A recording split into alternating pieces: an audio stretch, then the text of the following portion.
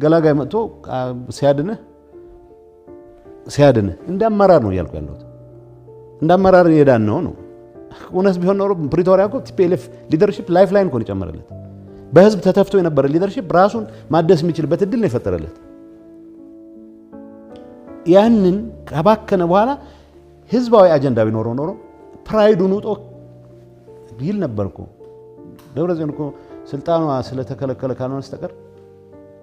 ጠቅላይ ሚኒስትር ምንም አያስፈልገንም ሶስተኛ ወገን አያስፈልገንም ያለው ከሀገር በፊት እኮ ስለዚህ ህዝብ አጀንዳ ቢሆን ኖር በዛ ነበር የሚቀጥለው አያስፈልገንም መቀራረብ ነው የፈለገ ይሆን ኦባሳንጆ ምናምን ተሰብስበው ኤዩ ከኛ በላይ እኮ ሊጨነቁልን አይችሉ ከኛ በላይ ሊያስቡልን አይችሉ